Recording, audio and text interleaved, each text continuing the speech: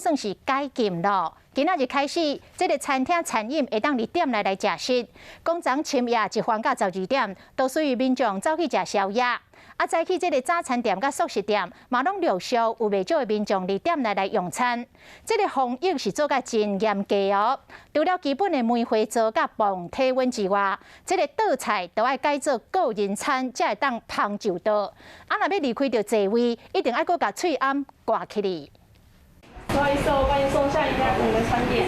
早顿店的服务人员真无闲，一边爱无闲早走的人客，一边嘛爱送餐。双北市过2个半月，总算伫今仔日开放内用，包括餐厅、超商等等，拢有无同的规定。不过嘛，互袂少民众真欢喜，还蛮激动的，就是觉得哦，台湾终于疫情有降下来了，可以在这里内用环境吃饭。没有，因为我们就刚下班，然后又打电话过来说可以内用，我们就过来了。担心会担心。 但就是我相信，照国家的规定走，应该是没有问题的。尽快吃完就尽快离开，这样。连锁素食店嘛准备好啊，直直咧消毒。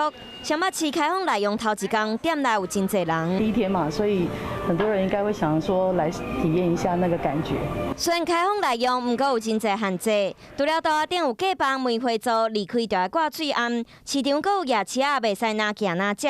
食到饱的餐厅还有专营的菜，合菜嘛改做单人的套餐。新北市嘛讲袂使提供歌唱设备、片面喷烂团布，规定真济。不过业者认为会使开放就是好代志。陆陆续续有一些我们的老顾客，他都已经出现，然后就是进来做内用。那其实无论是外带或内用，我们都还是持续做好准备。防疫若无做好，内用随时拢会暂停。台北市规定，只要有员工或者是人客较紧，就要随暂停开门3天。恢复了后，嘛敢若会使先互人客早转去。新北市更加惊有第二台确诊者出现，或者是有其他的群聚事件，互确诊者增加，随时拢有可能禁止内用。